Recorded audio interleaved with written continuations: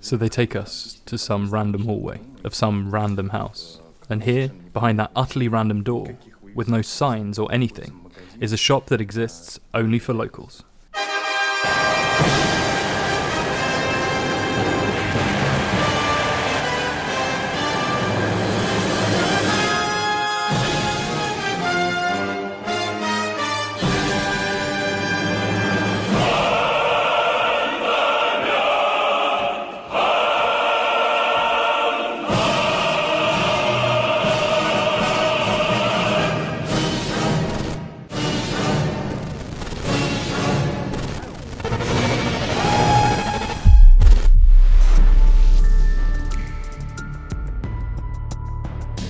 My people! Today I will show you what it's like to live in a country where you need to take the labels off Coca-Cola bottles before entering.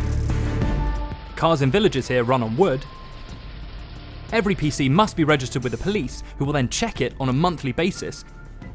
And local people dream of travelling to Czechoslovakia and the German Democratic Republic, countries that haven't existed for over 30 years.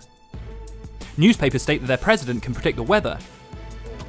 And if, God forbid, you take down a government slogan plate, you risk not only being punished, but actually jailed. 15 years of labour to be precise, for disrespect. We will travel to the most protected sites of North Korea. Concrete blocks that are supported by wood, that can be taken out when needed to block this road. We'll interview not only those who managed to escape the camp, but the country itself. I went to the prison camp when I was only 13 years old, and I got out when I was 41. I'll show you how people live in villages, not the postcard Pyongyang that foreigners usually get to see, but actual North Korean slums. We have a rare opportunity right now to see villagers up close. Behind me is a woman that collects grass. All of this will happen under 24-hour control and fear of being caught filming. Are you filming? No. I think it's filming. No, it's not. At first glance, it looks like a wonder of the world. Just look down there. It's slums that no one pays attention to. Of course, I brought presents for you. Some local money, which is mega exclusive since it's prohibited to move them outside of the country. So yeah, definitely exclusive. Also a poster and some snake moonshine, the draw for which will be done on my channel, and I'll fill you in on how to participate.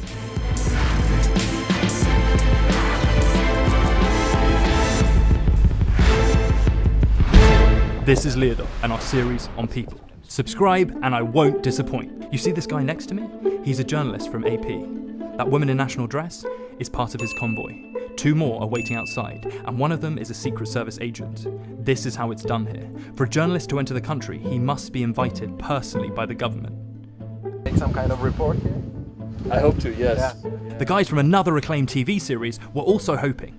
Came here filming, but in the end, the show got cancelled because there are trained people who meet you, follow you everywhere, and introduce you to well-dressed and media-trained people who, by total coincidence, love their president and think that Americans are bastards. She is recording everything he says to check it before it gets published. Then there is another team that goes over it all again and provide permission to publish, or don't provide it. One reporter managed to hide the hard drives that later weren't checked. His name is Vitaly Mansky. He then made a documentary showing the backstage of filming and an interview with a local family, which was filmed in 7 takes because actors weren't laughing enough, expressing a happy family with a house full of food. You have to eat a lot of kimchi. I am eating it. Here, eat more kimchi. Simi, you have to eat lots of kimchi. Okay, Dad. Sinmi, eat your soup. Okay. Sinmi, you have to eat lots of kimchi. I am eating lots of it. So I decided to eat lots of kimchi and visit as a typical tourist. But problem is that if you're a reporter, you'll never be given a tourist visa.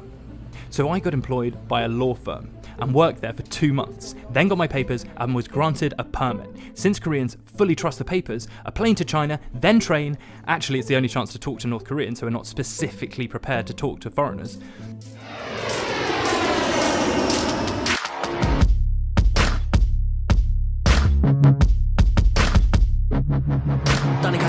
没法迈步，只好摆出无所谓的态度。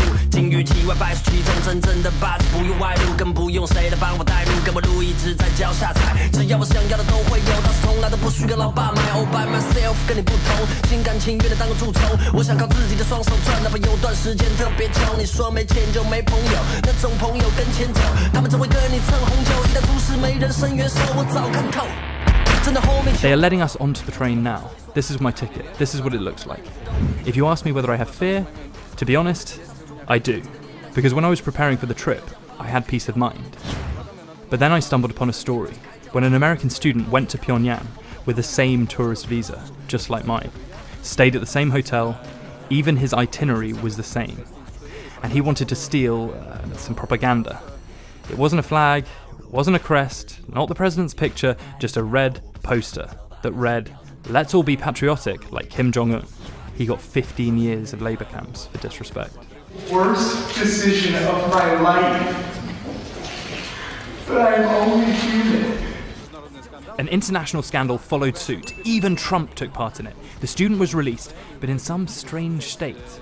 As 5 days upon his return to the US, the guy just died. According to UN, there are 200,000 prisoners in North Korean labour camps.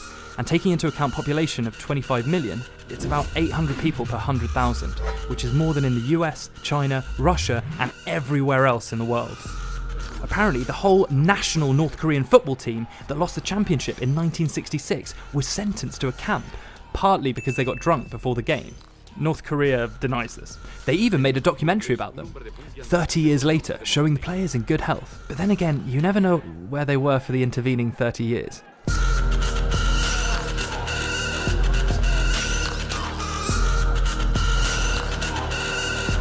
The train split into two parts. The red carriage, Chinese, whilst Korean carriages are green, with separate access, checks, much more security. They then weigh your luggage, and as I speak, we are greeted with North Korean security. They have badges with pictures of their leaders. They asked me, Toichi, Toichi. Don't know what to say, so I replied, Toichi, and he let me go. Don't know what it means. Let's go in. It's a nice carriage, by the way. Aircon works well. First good impression. This means of getting into the country usually gives a good first indication. There used to be 3 shelves per compartment, but later it was decided that it was much more important to make a good impression on foreigners than to profit from additional seating. Also, if the train is fully booked and then some tourists appear, they will remove North Koreans and put them on the following train. Poor guys, looking for their seats, but they don't have them, since we're here. Similar to Russia, everyone has lots of bags. Everyone is sweating, moving luggage around, changing their clothes, since they have to look good when entering the country, and share food all around. The carriage officer then decides to move me. He called me like this, and showed me an empty compartment. I told him I don't understand, and that I like my seat. He then repeats himself a bunch of times, and then stopped smiling, and once again pointed to the other compartment. I decided not to argue. Once we took off, Koreans got their food out, and since a table was not enough, these guys were using their luggage case. They like to have loads of plates on the table, and would never put rice and chicken on the same plate. This is why you need room. Here's a life hack for you. To open your beer, you put chopsticks underneath the lid, and then bang them on a table. They just banned me from filming. I'm in the loo now. This is what the sink looks like. The goal is to save water. So you wash your hands and flush, using the same water. I then checked out the Chinese part, and they were totally opposite. Use as much water as you want, but there is no sink. I'm walking through the Chinese part. It's about 10 carriages long, and I'm getting closer to the 2 Korean carriages, where my seat is. But check this out. There is a sign on the door that connects the 2 parts. The door is locked, and I have no idea how to get back. Ah, great. The carriage worker's seen me. He's opening the door for me. Another example of North Korean isolation. Do I need to knock now? Oh, he'll open it. He doesn't have the keys for the North Korean side. So I knock, I guess? Yep, there he is.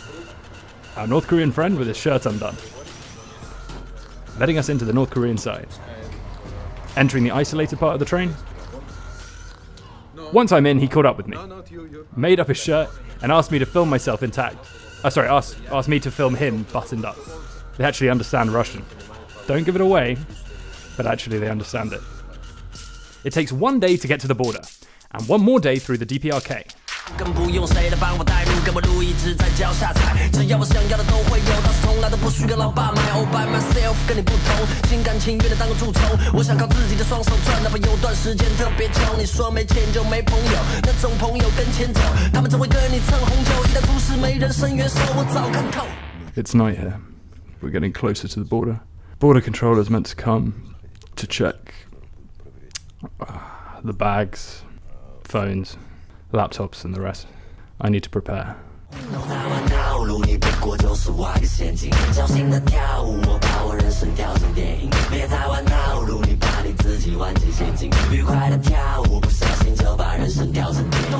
Roughly 10 officers enter the carriage, colonels and lieutenants.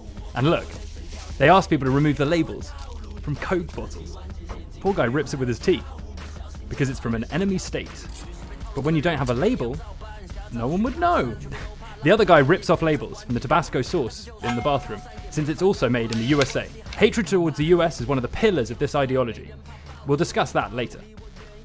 Even Chinese iPhone copies are banned in the country. Or a Canon camera, priced at around $3,000. Although Canon is a Japanese company, it is also hated, as Japan nearly annexed North Korea 100 years ago. Of course, it is forbidden to film how security confiscated enough hardware to open a shop. I, on the other hand, hid my GoPros and USBs in my socks, constantly risking being figured out, since I can easily be looked up on YouTube, and internet is still available at the border. My job was to eliminate any excuses for them to do so, and as I was constantly filming, carriage officers constantly asked me, who am I really? My friend is asking what your job is. Lawyer? Journalist? No, I'm a lawyer. Oh, lawyer, okay then. The only thing that saved me when security asked to browse my phone for pictures and videos is that I moved it all to another folder prior to the search. By the way, phones were banned in North Korea up to the year 2013. They'd confiscate it at the border and return it to you once you left. Today, they allow you to keep it, but will most likely check your photos and ask you to declare all hardware you import. You separately have to mention if you have a sat-nav, a standard phone, or a satellite phone, and a number of cameras. Everything you bring in, you have to leave with, and God forbid if the numbers don't match. One of the Koreans put headphones on my shelf, saying that they won't be confiscated from a foreigner. I've read that tourists don't get searched, but it's not true. They check everything. Took everything out of my bags, opened every box I had. Every time I want to film, I have to find a secluded place so no one sees me. Behind me now is a guy who is watching out for us. They open everything, every bag, check the carriage itself, check the floor, the bins, then ask the worker to empty it for accumulated cigarette butts. Because everything needs to be clean when you enter the country. Koreans shave and get dressed nicely. This guy put trousers over a tracksuit, although it's 40 degrees C outside, right after the border. Locals cranked some Chinese vodka and invited me to join. Once slightly drunk, they shared what real wages are, but we'll return to this later. We're now leaving China, where a river acts as a border. Behind me, a bridge that doesn't reach North Korea. You can see the last pillar, and then it's just nothing. As like many other connecting bridges, it has been purposefully demolished. People, here is a question for you. How long do you think North Korea has existed for? 40 years? 70 years? 200 years? 1,000? The right answer is 71 years, as it originated after World War II. Prior to that, United Korea was a colonial state of Japan. In 1945, Japan surrenders and is left without its colonies, just like Germany. And whilst Russia and the US decide on Korea's future, citizens rush to create a new government. Russia and the US split it into two parts that will soon begin to hate each other. The border is set across the 38th parallel. At the helm of a capitalistic state, Americans put an anti-communist, Ri Sing-man, whilst the USSR takes full control of the northern part, which comes handy as it expands the existing borders, establishing a socialistic state called DPRK. Moscow inaugurates a 33-year-old Kim Il-sung, who at the time was a battalion commander. Both of the rulers strive to unite Korea, hence constant skirmishes that turned eventually into the fully fledged Korean War. Soon US joins in and sends its troops to the south, whilst USSR, with Chinese help, as a result, 3 years of war and a resolution that splits the peninsula in two, roughly equal parts, turning it into a demilitarized area. Concrete blocks here are supported, just check this out, by wooden planks that can be taken out to let them roll and block the road, which connects the two sides, in case army or tanks come from the south. There are loads of these blocks here. That's what they look like.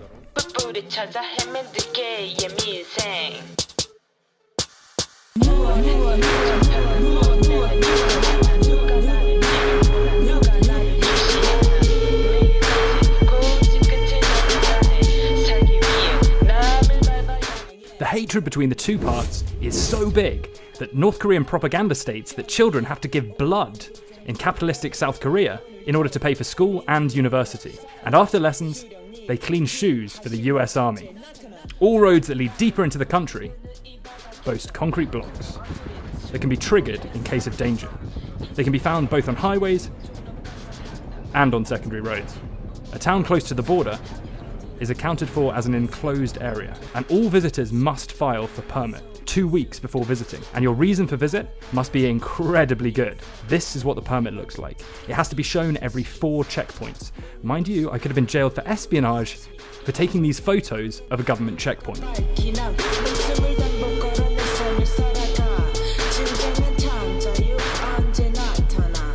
This is the border between North Korea and South Korea.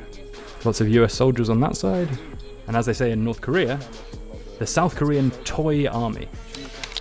Both South Korea and North Korea do not regard themselves as either North or South. It's what foreigners call them. North Korea think that South Korea is part of their country, temporarily occupied by US capitalists.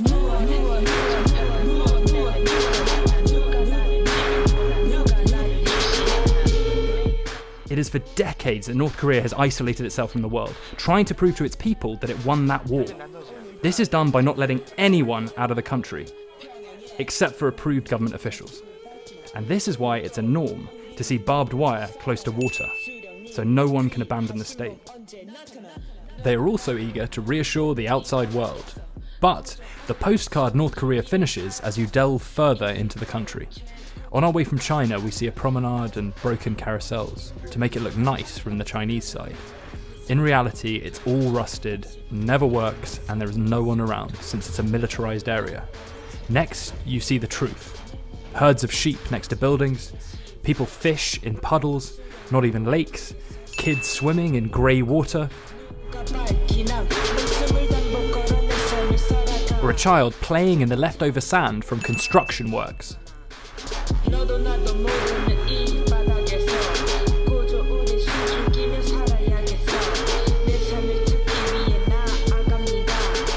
The fields are ploughed manually, lawns are trimmed by hand across the entire country. All of this is because there is hardly any fuel in North Korea, whilst more than half of the country lives without electricity. 56% according to the World Bank. This is how North Korea, the crest of which includes a power plant, looks from satellite, from 11 PM to 5 AM. Electricity is cut even in the capital, which is the reason why there are solar panels hanging from nearly every window, balcony, in front of the house. Even a train is wired to one, hanging from the door handle.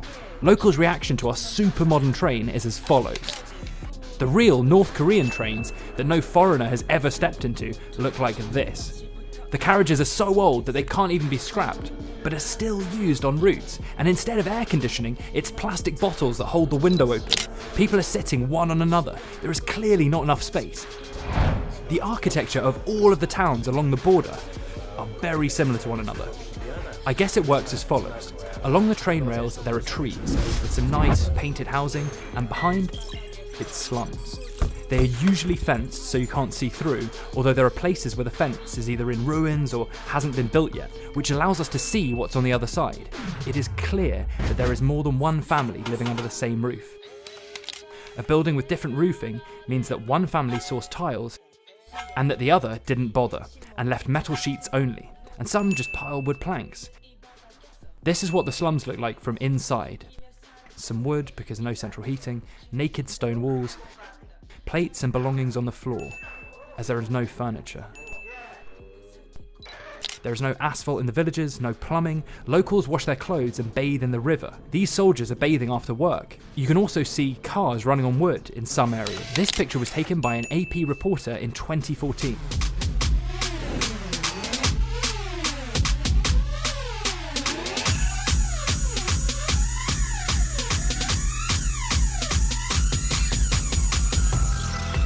Slums also exist in the cities. I'd love to say that they were extinct, but compare this picture, taken by Artem Lebedev in 2006, and this exact place today from the same point of view.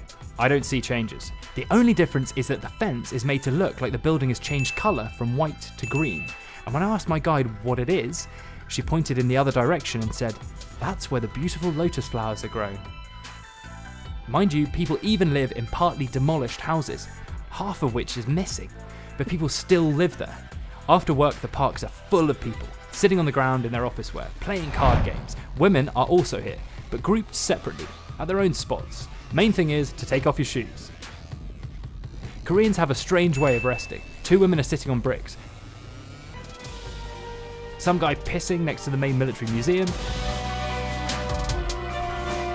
Someone's casually chatting on asphalt. A girl sitting on the lawn. These are random shots. The area where a foreigner usually ends up is generally predetermined.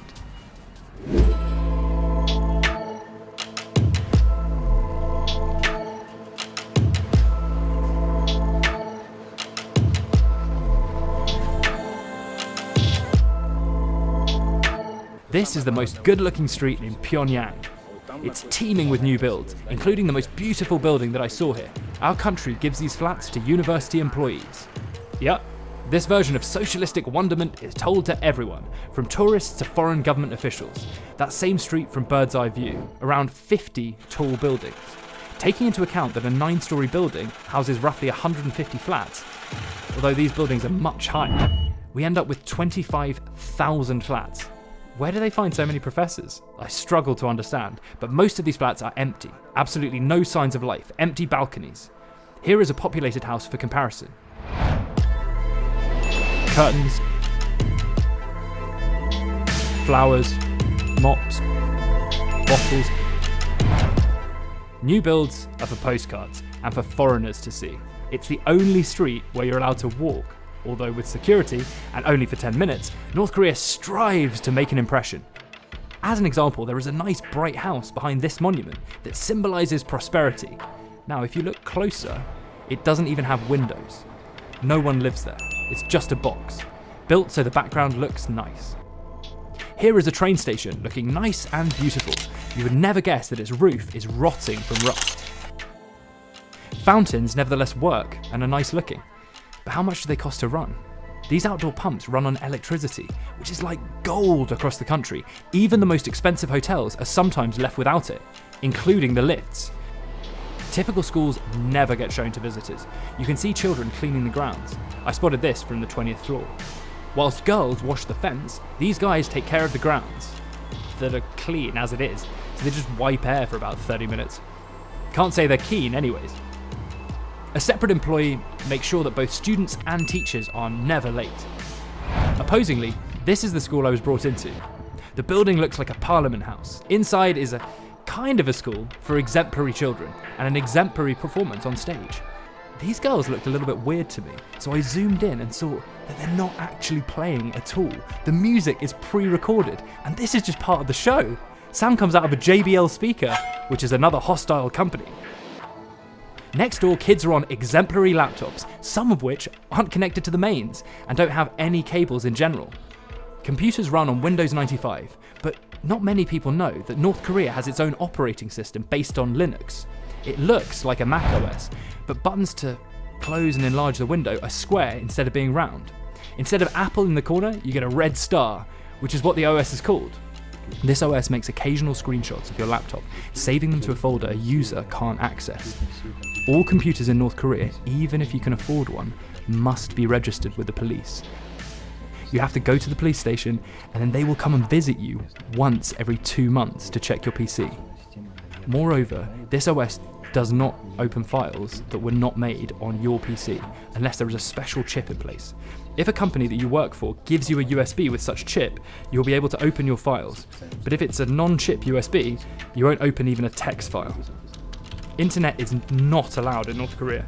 Foreigners and those close to the government have it, but even if you're a tourist, you have to fill in a form with personal details to send an email. Then a specialist will come to power up the dial-up modem. Library PCs have intranet and access to 28 internal websites. It's where you can catch up on government ideology, cooking websites, and others. You can even access these on mobile, and North Koreans have access to just one. It has a fingerprint sensor and they are extremely proud of it.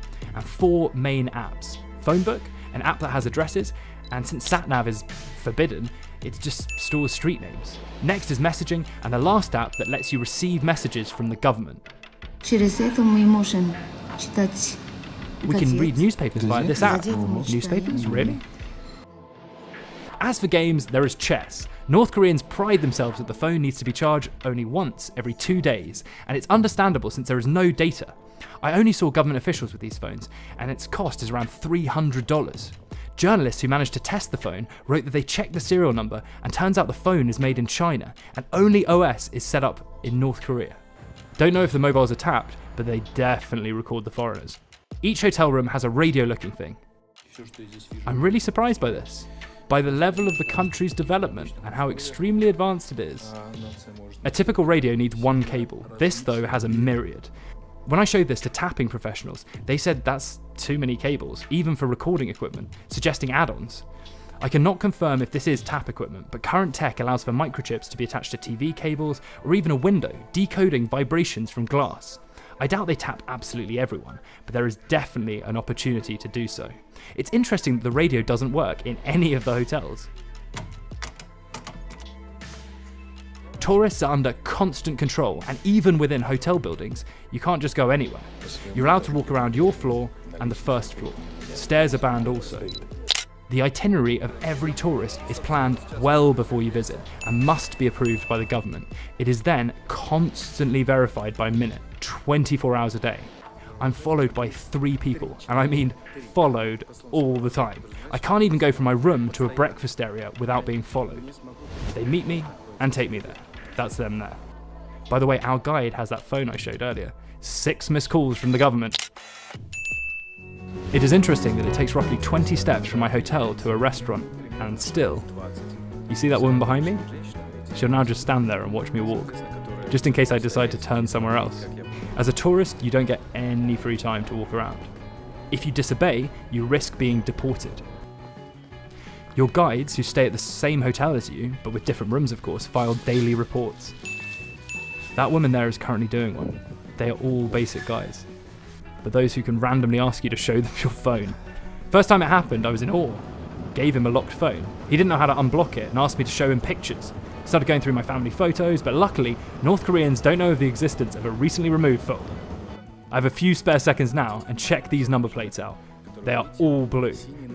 There are 3 types of cars in Pyongyang. Those registered as companies, blue plates, military with black plates, and the government with white plates. An average local can't afford a car. They start at $4,000, and this is too expensive. A rare occasion when a local gets a car, he or she becomes a popular singer, so the government gifts them a vehicle. Top management drives Lexus and Toyota. It is a new class of rich Koreans that we'll discuss later. Whilst common people drive Chinese, FAWs, and even Ladas, but mainly to go to work only. If you have a car here, you are the boss. Not one car would ever stop at a pedestrian crossing, even on the most postcard street. You can see how people let the cars pass, and only then cross the road. Outside of the capital, it is hard to find any cars at all, and locals walk on the road, not even looking over to check for transport. Riding a horse or a cow is still the norm. The official version of why there aren't many cars around is as follows. The government doesn't allow cars. To eliminate traffic jams? Yes, for the sake of the people. So if it's still unclear to you, Pyongyang is the best city on earth because you can see it from this street. Parks on one side, houses on the other, and only in the middle, the truth begins. One more site that strives to make an impression is the Wonder Supermarket. This looks similar to shops we used to have during the USSR. They tell me I can't film inside. Your bags get packed up, and then it's shelves with produce. And prices that will blow your mind. Milk, $3. Reason being is that there aren't many cows, and farms are full of bulls that plough the fields. Locals use dry milk that is then used to make yogurts, sweets, ice cream. Let's try the North Korean ice cream. It has a taste of, no, not strawberry, it's like calcium. In case you were unaware, it's chalk powder. At least it's vitamins. Jesus. It's not great. Tastes like kimchi. Very watery and not that sweet. With a taste of wood. Maybe because of the wooden stick? No, still some wood taste. Import products are most expensive here. A Nescafe can cost $13. Green tea is $20.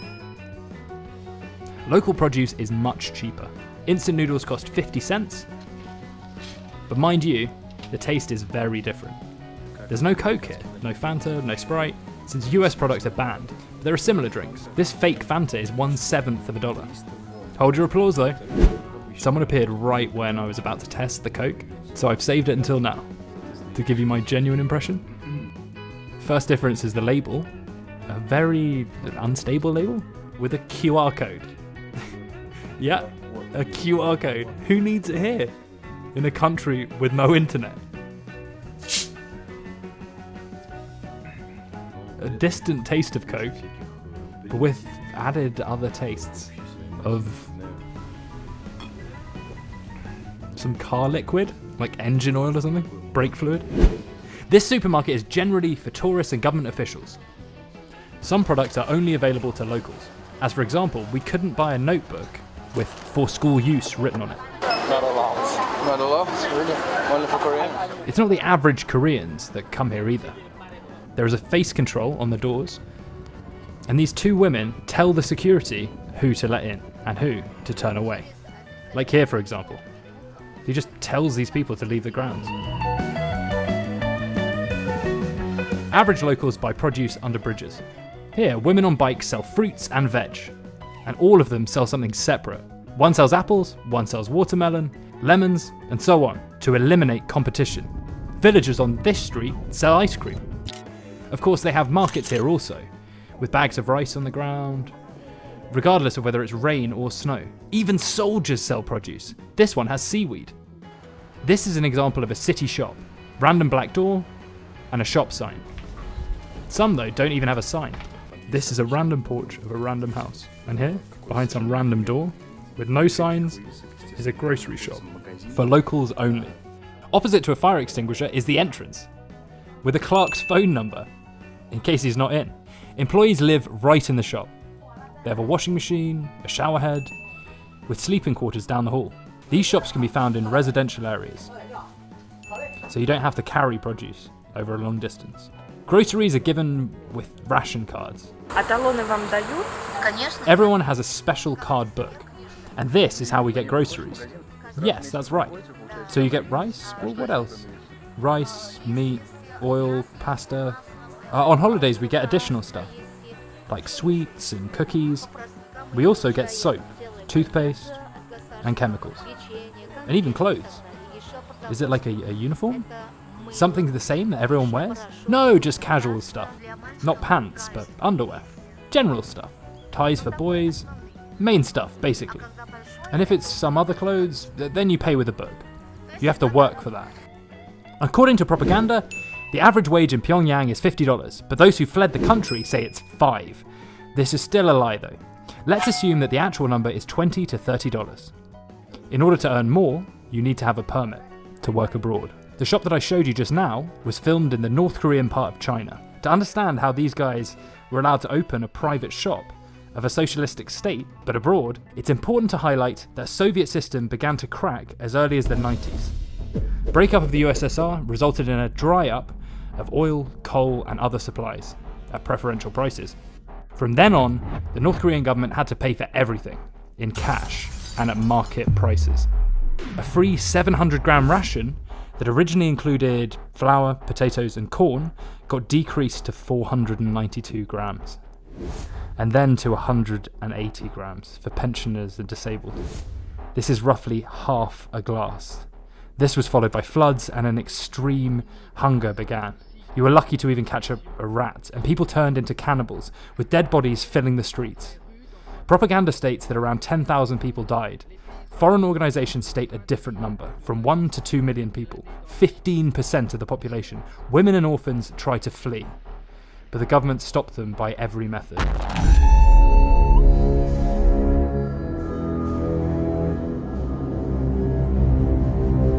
Chinese police captures North Korean refugees. I also witnessed my first public execution when I was 7 years old. The North Korean authorities want people live in a constant state of fear, so they force us to watch public executions. So sometimes schools cancel their classes so all the students could witness the public execution. To isolate those who tried to flee, a punishment system was put in place that exists even till today. 77 kilometers from Pyongyang, we pass a place called Camp 14. There is a minimum of 6 of these camps, where 80 to 120,000 Koreans are jailed. The camps we know of are Camp Haveren, located 70 kilometers from the Russian border, 300 guards, with prisoners jailed for food theft, for trying to flee to China. Camp 16, the biggest camp out there, located in a remote mountain location with 20,000 life sentence prisoners, mainly those who were against the government. Camp 14 is the one we passed by. Prisoners work in textiles and on the mines. This is where the famous Lee Sun-ok fled from, after spending 6 years here. She shared stories of rapes, abuse, abortion and other horrors. She mentioned it in her book later. Camp 11, mostly for females, and according to some, it has been closed. Prisoners here were jailed for prostitution, theft and flea attempts. The camp is surrounded by fields where prisoners are occupied with farming. These camps, just like places of weapon development, are the most secret in the country. It's only the satellite images that give us a glimpse of them. Most are far from civilization and can be spotted with characteristics like multiple security towers.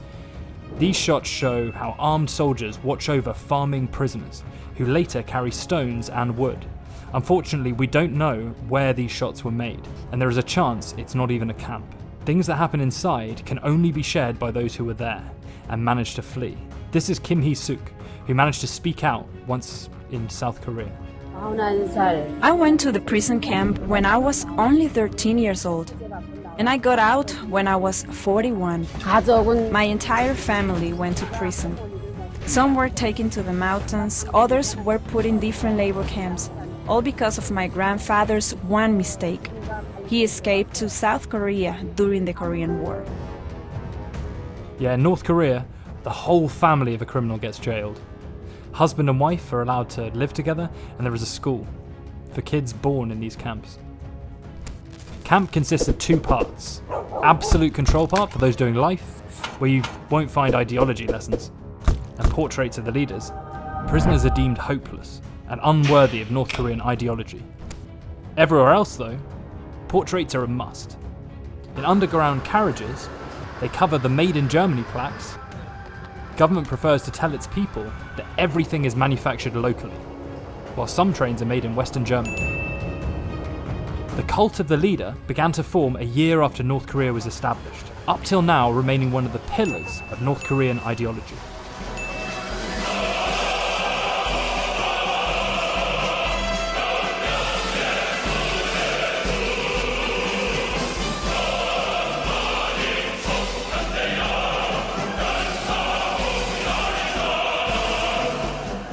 Even the country's calendar starts from the leader's date of birth. Formally, it's not 2019 here now. It's the year 108 from the beginning of Juche, which is what the ideology is called. The ideas behind it are that a man decides everything. It doesn't sound bad, prompting you to be independent, but upon application, these ideas are there just to justify the closed state of the country, whilst making its leaders look godlike. Today is 3 of them: Kim Il-sung, his son Kim Jong-il, and his grandson Kim Jong-un. Every time you pronounce their names, you have to add Supreme Leader, whilst Kim Il-sung is the son of the nation. Newspapers mention that the leaders can predict weather, and God forbid you fold the newspaper if it has the leader's picture on it. I mean, I've tried my best, but don't know how best to fold it. Religion has for a long time been banned and is still not favourable. If you get caught with a Bible, you get sent to a camp. There is a saying that God doesn't help you, and if you bring flowers to the statue of the leader, your life will be full of luck. It's the first place where tourists get taken. The 25-metre statues. Our leader is the father of our country, don't you think? That's right.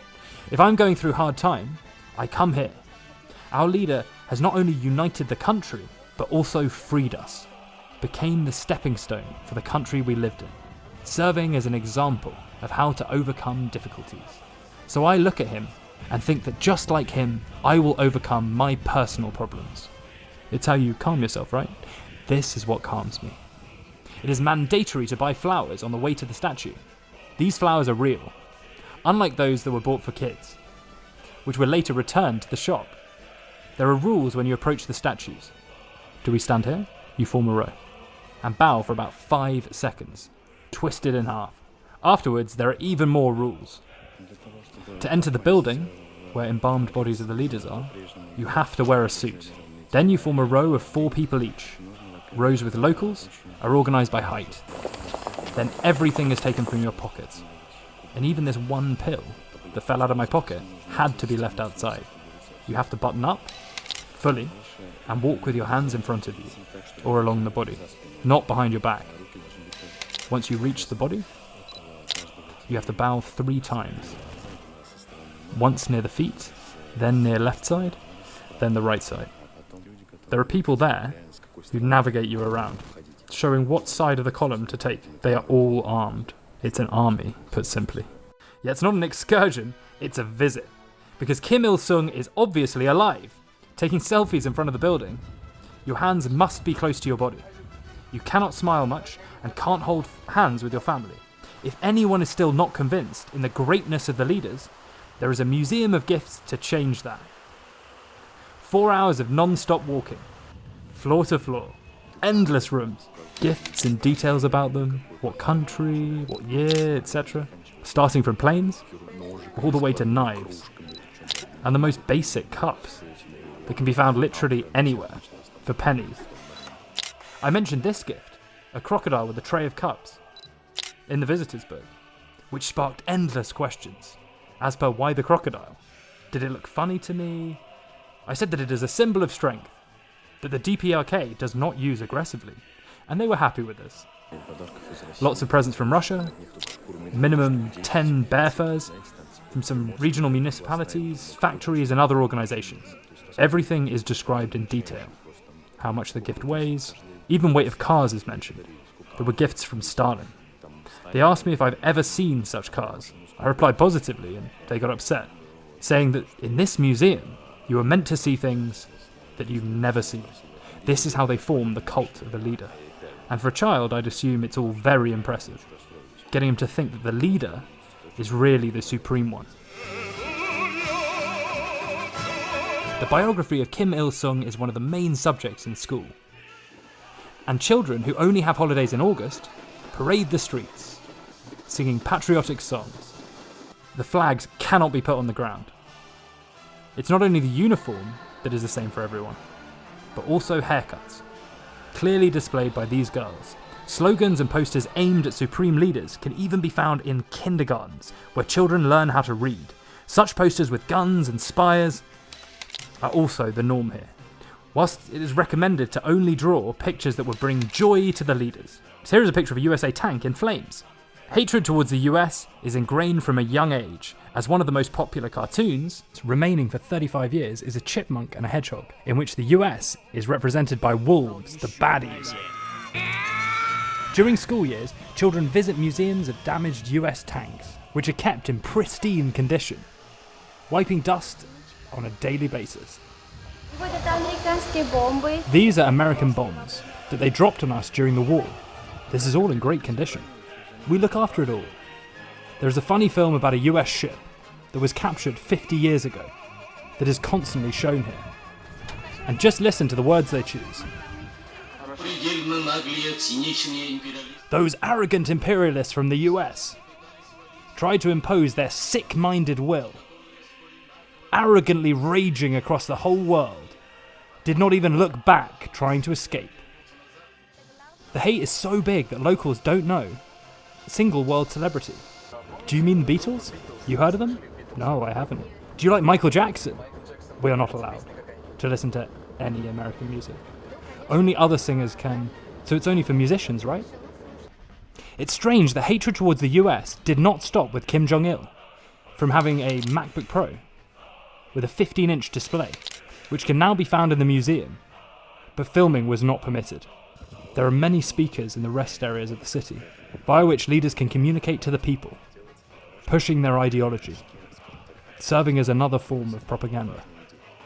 Moreover, cars that drive around with speakers, transmitting slogans of the party, and evening news about the leaders on TV, and are read with added awe-inspiring voice. 경의하는 최고 사령관 김정은 원수님께서는 567 군부대 관하 18호 수산 사업소를 현지 지도하셨습니다. I managed to translate some of it for you, and I'm surprised how this wasn't written by a king or queen.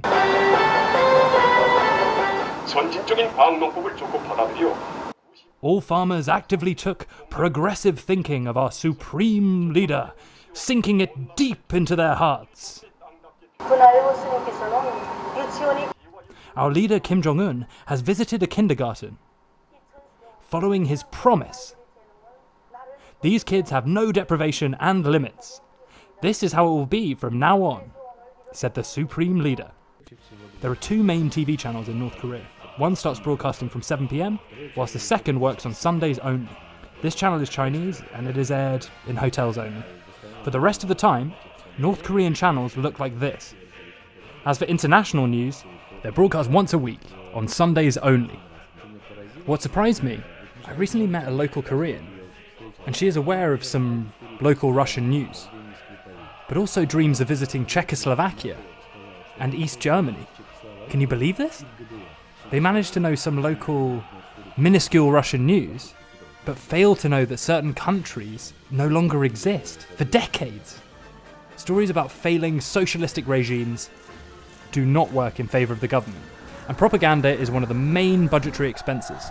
Take a dance show, for example, that as part of the ceremony leaves even Olympic Games behind.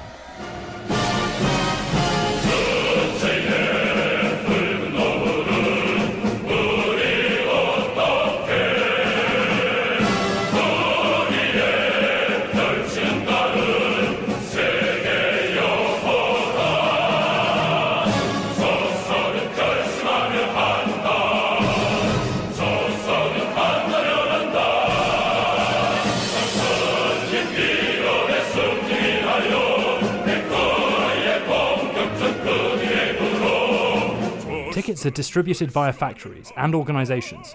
It's not really a leisure show, but 2 hours of brainwashing. Excuse my location, but it's the only safe place to film from. The show is about the fact that supreme leaders are the greatest. Sorry for the sounds. So, socialism is key, and the only way for the growth of potatoes, tomatoes, and bright future in general. Another important thought is that if leaders are happy, the crop will also be great. This show is conducted daily during summertime. Daily during summertime. Jesus Christ! I've just been told that there is a Russian reporter somewhere there, and chances that he recognises me are huge. If that happens and he mentions me to his guide, I think I'll be jailed for life.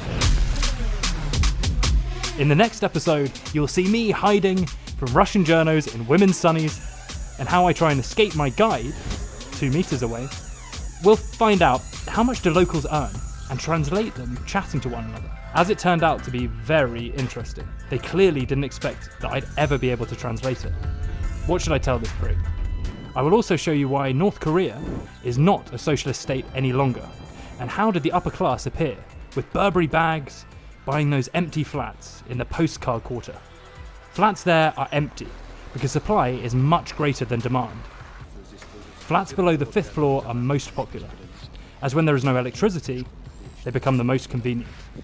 I will also travel to the Russian border, and speak to those who not only saw, but captured refugees. Alright guys, This is what we're giving away today. Before I tell you how to win all of this, and how to follow me on Instagram, let's try that powdered tea. Let's try that powdered tea that I bought in the supermarket in North Korea. It's weird because it's just powder with no smell at all. Or maybe this is how human ashes smell. Alright, it smells even more of ashes now. Creepy smell. Oh no. Freaking disgusting. Taste of powder that's been picked up from the floor. That's what this taste is. So back to the giveaway. A banknote of 5,000 won, real North Korean money that I managed to get by exchanging something with a local. By texture, it reminds me of old Russian rubles. Very similar quality. Then we have the Snake Moonshine, 700 milliliters. It also comes with a QR code that you can test, of course, and get acquainted with North Korean technology. But this amazing poster behind me, it is handmade. Includes Kim Il-sung and a departing rocket. Handmade by an artist who I met in the demilitarized zone on the South Korea-North Korea border. So, what do you have to do? As you know, North Korea occasionally launches rockets and conducts nuclear tests. It's always breaking news and they are everywhere. Your task is to guess on what day Kim Jong-un will do the next launch. I'm looking for an exact date, and your answer must be posted on my Instagram. Yeah, if you want to follow me there, and this is why I started all of this, I promise to give all of this away. Won't leave anything for myself. Just a fair exchange between us. On my IG, you'll find a picture of me in this tracksuit, and this is where you need to post your answers. Link to that pic can also be found below, so you don't mess anything up. When is the next launch, guys? Gifts will be given to those first 3 who call out the correct date. Of course, subscribe to the channel. Second episode is coming out soon, where you'll find very interesting investigations. I actually think that it was pretty lucky that I stumbled across that info. Those guys on the train, for example, I won't talk about it now. I'm sorry for delaying this, but to those who comment that I'm a total boop for taking too long to produce these videos, I'm terribly sorry and hope you understand. Please subscribe.